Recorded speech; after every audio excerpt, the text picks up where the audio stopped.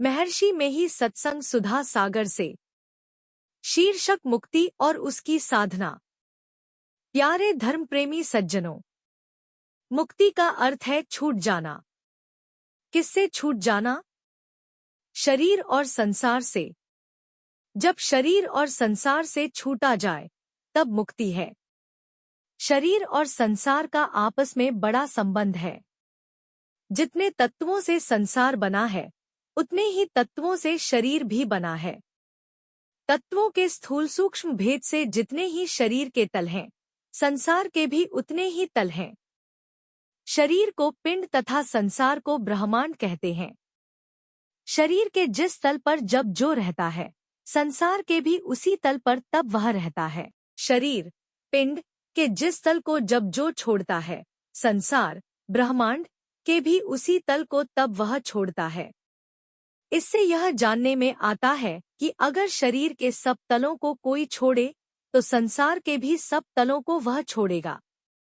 लोग अगर समझे कि मरने पर शरीर से छूटता है और संसार से भी छूट जाता है, तो जानना चाहिए कि इस साधारण मृत्यु से किसी की मुक्ति नहीं होती।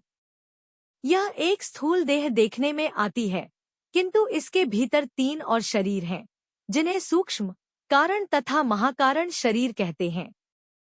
ये चारों शरीर जड़ हैं। इनके भीतर भी एक और शरीर है, जिसको चेतन शरीर कहते हैं।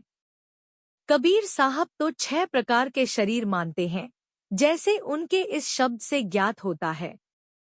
साथी, घट प्रकार की देही, स्थूल सूक्ष्म कारण महाकारण कैवल्य हंस की लेही, अर्थात वे छठा शरीर हंस का मानते हैं। किंतु चारों शरीरों से छूट जाए तो जड़ावरण से छूट जाता है। साधारण मृत्यु में केवल एक स्थूल शरीर छूटता है, किंतु इसके अंदर में 3 और जड़ शरीर रह जाते हैं, जिससे फिर स्थूल शरीर हो जाता है। जैसे वृक्ष के कट जाने पर अगर जड़ मजबूत है तो पुनः वृक्ष उगाता है। कैसे विश्वास करें कि 5 शरीर हैं?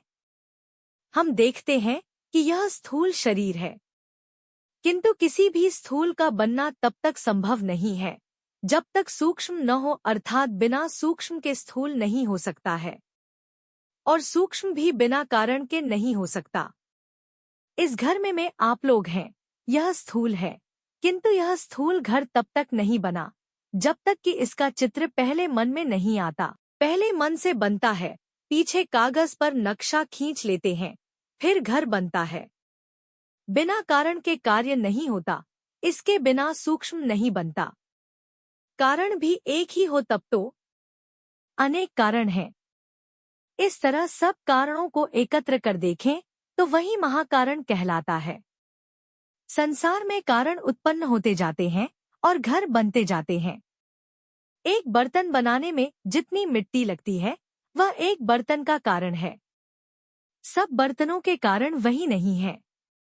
एक बर्तन के कारण रूप मिट्टी से असंख्य बर्तनों के कारण अथवा सब बर्तनों के कारण की मिट्टी अवश्य ही अत्यंत अधिक होगी। उसके अतिरिक्त समस्त भूमंडल की मिट्टी जो कार्यरूप होने से बची रहती है, कितनी अधिक है जानने में आती है। यही महाकारण का स्वरूप है। महाकारण त्रैगुणमयी साम्यावस्थाधारिणी मूल प्रकृति। कारण 2 होते हैं, एक उपादान, दूसरा निमित्त। कारण कुम्हार निमित्त कारण है और मिट्टी उपादान कारण। सृष्टि का निमित्त कारण परमात्मा है। जिससे सृष्टि बनती है उसे उपादान कारण कहते हैं, यह महाकारण है। साम्यावस्थाधारिणी कहने का अर्थ है जिसमें उत्पादक शक्ति, पालक शक्ति तथा विनाशक शक्ति अर्थात रजोगुण, सतोगुण तथा तमोगुण ये तीनों शक्तियां समान हों। इन तीनों से खाली संसार का काम नहीं है। मूल प्रकृति त्रैगुणमयी होते हुए भी उसकी प्रथमावस्था सम अवस्था में है। रज, सत्व, तम तीनों बराबर रहने से कुछ बनता नहीं है। जब तक किसी की शक्ति में कमी व बेशी नहीं, तब तक तीनों में सम शक्ति है। इसलिए तब तक मूल रूप में कोई हलचल नहीं। जैसे 3 पुरुष बराबर जोर वाले हों और एक रस्सी में 3 छोर हों, तीनों पुरुष एक एक छोर लेकर खींचे तो कोई हलचल नहीं होगी। मैं एक हूँ, अनेक हो जाऊं। जब ईश्वर की यह मौज होती है, तब उस प्रकृति में उनकी मौजरूपी वेग से उसके जिस भाग में ठोकर लगी, उस भाग में स्थित त्रैगुण में से किसी में उत्कर्ष तथा किसी में अपकर्ष हुआ, और वह भाग कंपित हो गया। यह कंपित भाग कारण रूप है, जिससे अनेक पिंड ब्रह्मांड बनते हैं। कुम्हार संसार से मिट्टी लेकर बर्तन बनाता है, किंतु संसार की मिट्टी का अंत नहीं होता। आशय यह है कि अनेक पिंड ब्रह्मांड बनते रहने पर भी साम्यावस्था धारिणी मूल प्रकृति का संपूर्ण मंडल कारण और कार्य रूप नहीं बना है, बल्कि कारण और कार्य रूप बनने से वह कितनी अधिक बची हुई है, इसकी माप कोई बतला नहीं सकता। यही महाकारण है। उस कंपित भाग से जो कुछ बना वह सूक्ष्म है, उससे फिर यह स्थूल जो हम लोगों का शरीर है। इन चारों से जो छूट जाता है वह मोक्ष प्राप्त करता है। शरीर के जितने तल हैं, संसार के भी उतने ही तल हैं। जागृत अवस्था में शरीर के जिस तल पर रहते हैं या काम करते हैं, संसार के भी उसी तल पर रहते हैं या काम करते हैं। जागृत अवस्था से स्वप्नावस्था में जाते हैं। इन दोनों अवस्थाओं के बीच में तंद्रावस्था होती है। उस समय क्या होता है? बाहरी बातों को भूलते जाते हैं, हाथ पैर कमजोर होने लगते हैं, इनकी शक्ति भीतर की ओर खिंचती जाती है, शरीर का ख्याल भूलते जाते हैं, संसार से भी बेखबर होते जाते हैं। इससे मालूम होता है कि स्थूल शरीर के स्थूल तल से दूसरे तल पर चले जाते हैं। इसलिए स्थूल संसार के भी स्थूल तल को छोड़कर दूसरे तल पर जाते हैं। इसलिए शरीर के सब तलों को जो पार करें, तो ब्रह्मांड के भी सब तलों को पार कर लेंगे। जिसने पिंड को जीता, उसने ब्रह्मांड को भी जीता। पिंड से तब तक नहीं छूटता जब तक कि मैं सुखी हूँ, दुखी हूँ, करता हूँ, भोगता हूँ, यह न छूटे। जागृत या स्वप्न में यह नहीं छूटता। नशे में, क्लोरोफॉर्म में यह थोड़ी देर के लिए नहीं जानता, किंतु कुछ देर के बाद जानता है। मैं करता हूँ, भोगता हूँ, सुखी हूँ, दुखी हूँ। यह जागृत तथा स्वप्न दोनों अवस्थाओं में होता है। सुषुप्ति में यह नहीं होता, परंतु जगने पर कहता है, मैं आज खूब सुख से सोया। सुषुप्ति में ऐसा नहीं कह सकता। ऐसा क्यों होता है? तीन अवस्थाओं में तीन प्रकार का बोध क्यों होता है? तीन अवस्थाओं में तीन स्थानों में रहते हैं। स्थान भेद से अवस्था भेद होता है, अवस्था भेद से ज्ञान भेद होता है। इस तन में मन कहीं बसे, निकसी जाए के ही ठौर। गुरुगम है तो परखिले, नातर कर गुरु और। नैनो माही मन बसे, निकसी जाए नौ ठौर। सदगुरु में बताइया, सब संतन सिरमौर। कबीर साहब। नेत्रस्थ जागृतम विद्यात् कंठे स्वप्नम समाविशेत। सुषुप्तम हृदयस्थ तु तुरीयम मूर्तिन संस्थितम। ब्रह्मोपनिषद तीनों अवस्थाओं से ऊपर जाए, तब मैं सुखी हूँ, दुखी हूँ, करता हूँ, भोगता हूँ, मिट जाएगा। जागृत से स्वप्न और स्वप्न से सुषुप्ति में जाना यह स्वाभाविक है, किंतु इन तीनों से ऊपर जाने के लिए साधन करें। ख्यालों को छोड़ना, यही यत्न है। ध्यान में ख्यालों को छोड़ते हैं, प्रत्याहार से ख्यालों को भगाते हैं। ख्याल आता है और उसे भगाते हैं। इस युद्ध में जो हार गया वह पस्त हो जाएगा तथा कायर कहलावेगा, किंतु इस लड़ाई में जो जीत जाएगा वही शूर कहलावेगा। सात संग्राम तो विकट बेड़ा मती, सती और शूर की खेल आगे। शूर संग्राम को देख भागे नहीं, देख भागे सोई शूर नाही। काम आक्रोश मद लोभ से जूझना, मना धमसान तहे खेत माही।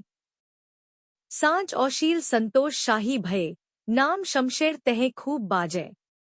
कहे कबीर कोई जूझे शूरमा, कायरो भीड़ तहे तुरत भाजे। शूर संग्राम है पलक दो चार का, सती संग्राम पल एक लागे। साध संग्राम है रेल दिन जूझना, जन्म पर्यंत का काम भाई। कहकबीर टुक बाग ढीली करे, उल्टिमन गगन सौ जमियाई, कबीर साहब। यह युद्ध करना होगा। यह पुरुष के प्रयत्न से साधित होगा। जैसे पुत्रकामी व्यक्ति पुत्रेष्टि यज्ञ द्वारा पुत्र, धनार्थी व्यक्ति वाणिज्यादि द्वारा धन तथा स्वर्गकामी मनुष्य ज्योतिष्टोम यज्ञ द्वारा स्वर्गलाभ करते हैं, वैसे ही पुरुष के प्रयत्न से साधन द्वारा वेदांत श्रवणादि जनित समाधि से जीवन मुक्त्यादि लाभ होते हैं। लोग धन पुत्रादि से ऊब जाते हैं। किसी को धन है तो पुत्र नहीं, पुत्र है तो धन नहीं। शांति किसी को नहीं मिलती। अपने जीवन काल में यज्ञ करके अथवा लोगों के कहे अनुसार श्राद्ध क्रिया से स्वर्ग चले जाएं, तो क्या लाभ होगा? वहां भी सुख नहीं। यहाँ के समान ही वहां भी छोटे बड़े होते हैं। काम क्रोधादिक विकार वहां भी उत्पन्न होते हैं तथा दूसरे से ईर्ष्या होती है आदि। फिर पुण्य क्षीण होने पर वहां से वापस होना पड़ता है। इसलिए गोस्वामी तुलसीदास जी अपनी रामायण में लिखते हैं, यही तन कर फल विषय न भाई, स्वर्ग स्वल्प अंत दुखदाई। नरतन दुर्लभ देव को सब कोई कहे पुकार, सब कोई कहे पुकार, देव देही नहीं पावे। ऐसे मूर्ख लोग स्वर्ग की आस लगावे। पुण्य क्षीण सोई देव, स्वर्ग से नरक में आवे। भर में बारियू खानी, पुण्य कही ताही रिझावे। तुलसी सतमत तद गहे, स्वर्ग पर करे खस्तार। नरतन दुर्लभ देव को सब कोई कहे पुकार, तुलसी साहब हाथरस वाले। स्वर्ग या बहिष्ट कहीं भी जाओ, विश्व सुख ही है। इसलिए सूफी लोग बताते हैं मुक्ति, नजात को प्राप्त करो। स्वर्ग के राजा को भी विषय सुख से तृप्ति नहीं। उस राजा के गुरु बृहस्पति को भी विषय से तृप्ति नहीं हुई, ऐसी कहानी है। वहां भी काम क्रोधादि विकार सब के सब रहते हैं। अंतर यह कि वहां विषय सुख अल्पायास में प्राप्त होते हैं। विषयानंद से कोई तृप्त नहीं हुआ, होने की संभावना भी नहीं। इसलिए नित्यानंद को, जो सदा एक सा रहे, प्राप्त करे। इसलिए मुक्ति का प्रयोजन है। मुक्ति जीवात्मा की होगी जब यह अकेले होकर रहे, जब केवल अपने आप ही रहे। जहाँ इंद्रियां नहीं है, वहीं आत्म स्वरूप की प्राप्ति होती है, जो निर्विषय है। इसी में नित्यानंद है। इसी के लिए मोक्ष का प्रयोजन है। शरीर छूटने पर मुक्ति होगी, ऐसा नहीं। पहले जीवन मुक्ति होगी, पीछे विदेह मुक्ति। जीवन मुक्त सो मुक्ता हो। जब लग जीवन मुक्ता नाही, तब लग दुख सुख भुगता हो।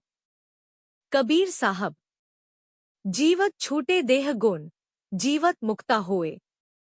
जीवत काटे कर्म सब, मुक्ति कहावै सोए। दादू साहब। शरीर के साथ मोक्ष जीवन मुक्तदशा है। शरीर छूटने पर विदेह मुक्ति है।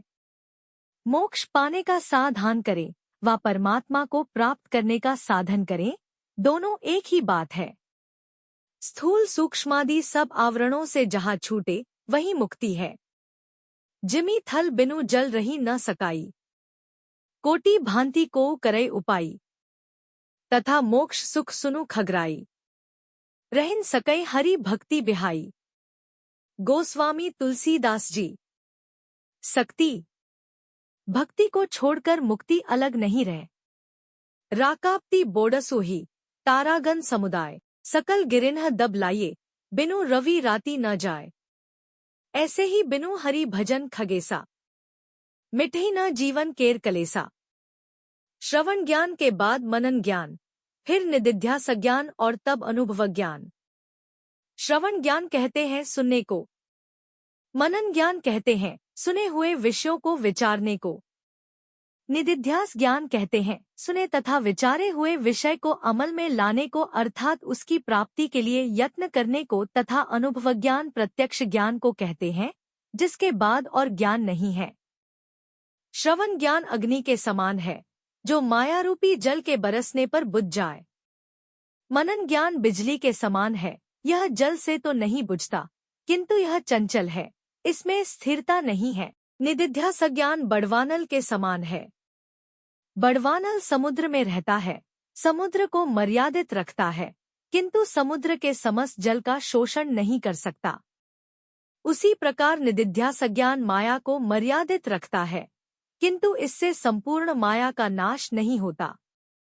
अनुभवज्ञान महाप्रलय की अग्नि के समान है, वह द्वैत प्रपंच अर्थात माया को जलाकर भस्म कर देता है। अनुभवज्ञान पूर्ण समाधि में प्राप्त होता है। तुरीयावस्था से परे अर्थात तुरीयातीतावस्था में जहाँ ज्ञान, ज्ञाता, ज्ञेय त्रिपुटी का लय है, वहाँ पूर्ण समाधि है।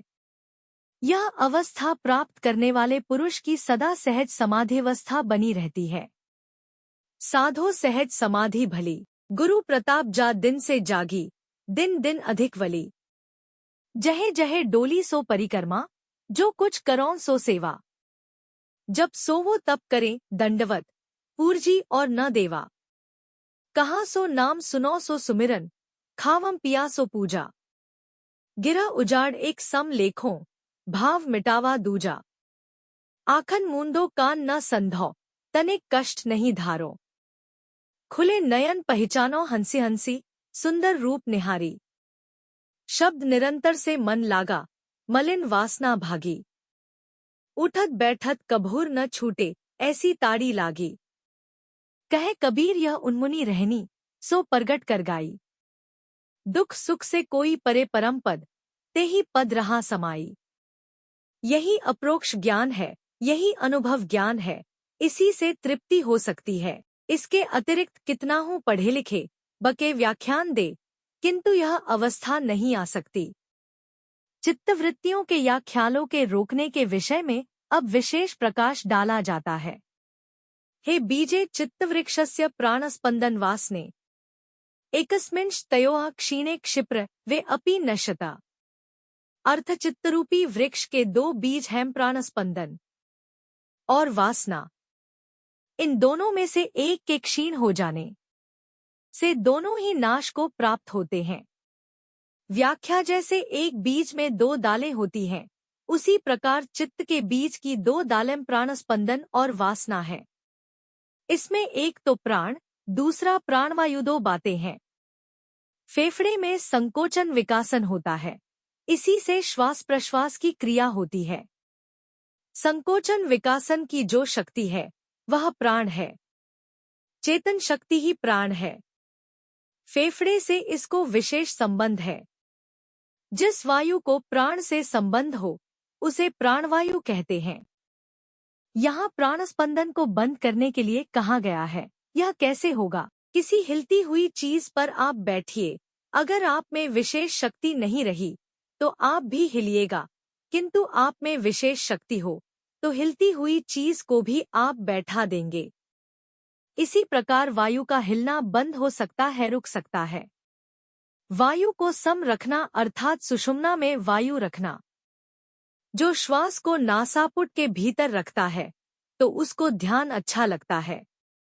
प्राण को सम करने में रेचक पूर्वकादि जो क्रियाएं की जाती हैं, वे अगर विहित रूप से की जाए तब तो ठीक है, नहीं तो यथा सिंहो गजो व्याघ्रो भवेद्वश्य शनय शनय तथैव सेवितो वायुरन्यथा हंति सात्कम। शांडिल्योपनिषद।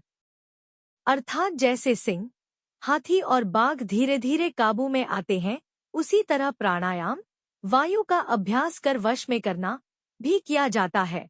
प्रकारांतर होने से वह अभ्यासी को मार डालता है। दूसरी बात, केवल ध्यानाभ्यास से प्राणस्पंदन का निरोध हो जाएगा। वासना आती है, हटाते हैं। चित्तवृत्ति भागती है, उसको संभाल संभाल कर स्थिर रखते हैं। यही बारंबार की जो कोशिश होती है, इसी को प्रत्याहार कहते हैं। इसी को बारंबार करते करते कुछन कुछ काल अवश्य ठहरेगा, यह धारणा होगी, तथा जब धारणा देर तक रहेगी वही असली ध्यान होगा। यह ध्यानाभ्यास निरापद है, किंतु प्राणायाम सापद है।